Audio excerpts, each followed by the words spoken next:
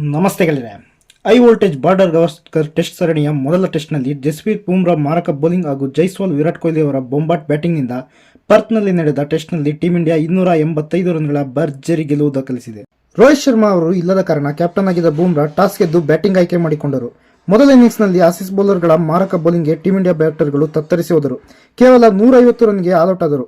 Rishabh Pant 37 run ಬಾರಿಸಿದರೆ ಭಾರತದ ಪರ ಟೆಸ್ಟ್ಗೆ debut ಮಾಡಿದ ನಿತೇಶ್ ರೆಡ್ಡಿ ಅಟ್ಯಾಕಿಂಗ್ ಬ್ಯಾಟಿಂಗ್ ಮಾಡಿ 41 ರನ್ ಬಾರಿಸಿದರು.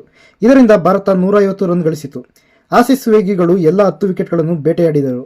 ಭಾರತವನ್ನು ಕಡಿಮೆ ಸ್ಕೋರ್ಗೆ ಆಲ್ಔಟ್ ಮಾಡಿದ ಖುಷಿಯಲ್ಲಿ ಬಂದ ಆಸೀಸ್ಗೆ ಶಾಕ್ ಕಾದಿತ್ತು. ಆಸೀಸ್ ವಿರುದ್ಧ ಕ್ಯಾಪ್ಟನ್ ಬುಮ್ರಾ ರೊಚ್ಚಿಗೆದ್ದಿದ್ದರು. ಪರ್ತ್ನಲ್ಲಿ ಆಸೀಸ್ ಪತರಗೊಟ್ಟುವಂತೆ ಮಾಡಿ 5 ವಿಕೆಟ್ ಕಿತ್ತರು. ಸಿರಾಜ್ ಮತ್ತು ಡೆಬ್ಯೂ ಪ್ಲೇಯರ್ ಅರ್ಷತ್ ರಾಣಾ ಕೂಡ ಬುಮ್ರಾಗೆ ಭರ್ಜರಿ ಸಾಥ್ ನೀಡಿದರು. ಒಂದು ಹಂತದಲ್ಲಿ ಆಸ್ಟ್ರೇಲಿಯಾ ಕೇವಲ 79ಕ್ಕೆ 9 ವಿಕೆಟ್ ಕಳೆದುಕೊಂಡು ಸಂಕಷ್ಟದಲ್ಲಿತ್ತು. ಆಗ ಸ್ಟಾರ್ಕ್ ಕೊನೆಯಲ್ಲಿ 26 ರನ್ ಬಾರಿಸಿ ಆಸೀಸ್ 100ರ ಗಡಿ ದಾಟಿಸಿದರು.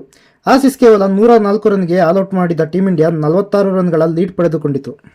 ಎರಡನೇ ಇನ್ನಿಂಗ್ಸ್ನಲ್ಲಿ ಭಾರತ ಸ್ಫೋಟಕ ಬ್ಯಾಟಿಂಗ್ ಮಾಡಿತು. ಓಪನರ್ಗಳಾದ ಕೆಎಲ್ ರಾಹುಲ್ ಮತ್ತು ಯಶಸ್ವಿ ಜೈಸ್ವಾಲ್ ಆಸೀಸ್ ಬೌಲರ್ಗಳನ್ನು ಮನಬಂದಂತೆ ಬೆಂಡೆತ್ತಿದರು. ಮೊದಲ ವಿಕೆಟ್ಗೆ ಭರ್ಜರಿ ಜೊತೆಯಾಟ ಆಡುವ ಮೂಲಕ 201 ರನ್ಗಳನ್ನು ಕಲೆ ಹಾಕಿದರು. ರಾಹುಲ್ ಬೊಂಬಾಟ್ ಬ್ಯಾಟಿಂಗ್ ಮಾಡಿ 77 ರನ್ ಬಾರಿಸಿ ಸ್ಟಾರ್ಕ್ಗೆ ಔಟ್ ಆದರು. ಇನ್ನು ಜೈಸ್ವಾಲ್ ಆಸೀಸ್ನಲ್ಲಿ ತಾನಾಡಿದ ಮೊದಲ ಟೆಸ್ಟ್ನಲ್ಲೇ ಭರ್ಜರಿ ಶತಕ ಸಿಡಿಸಿ ಅಬ್ಬರಿಸಿದರು. 297 ಬಾಲಾಡಿ 15 4 ಮತ್ತು 3 ಸಿಕ್ಸರ್ ಸಹಿತ ಬರೋಬ್ಬರಿ 161 ರನ್ ಚೆಚ್ಚಿ ಮಿಚೆಲ್ ಮಾರ್ಷ್ಗೆ ತಮ್ಮ ವಿಕೆಟ್ ಒಪ್ಪಿಸಿದರು. ಫಸ್ಟ್ ಇನ್ನಿಂಗ್ಸ್ನಲ್ಲಿ ನಿರಾಸೆ ಮೂಡಿಸಿದ ಕಿಂಗ್ ವಿರಾಟ್ ಕೊಹ್ಲಿ ಎರಡನೇ ಇನ್ನಿಂಗ್ಸ್ನಲ್ಲಿ ಬೆಂಕಿ ಬ್ಯಾಟಿಂಗ್ ಮಾಡಿದರು. ಟೀಂ ಇಂಡಿಯಾ ಮಾಜಿ ಕ್ಯಾಪ್ಟನ್ ವಿರಾಟ್ ಟೆಸ್ಟ್ನಲ್ಲಿ ಸೆಂಚುರಿ ಬಾರಿಸಲು ಕಷ್ಟಪಡುತ್ತಿದ್ದರು. ಆದರೆ ಇದೀಗ ಬರೋಬ್ಬರಿ 500 ದಿನಗಳ ನಂತರ ಟೆಸ್ಟ್ನಲ್ಲಿ ಮೊದಲ ಶತಕ ಸಿಡಿಸಿದರು. ಕೊಹ್ಲಿ 143 ಬಾಲ್ಗಳಲ್ಲಿ 8 ಬೌಂಡರಿ ಮತ್ತು 2 ಭರ್ಜರಿ ಸಿಕ್ಸರ್ ಸಹಿತ ಅಜೇಯ 100 ರನ್ ಬಾರಿಸಿದರು.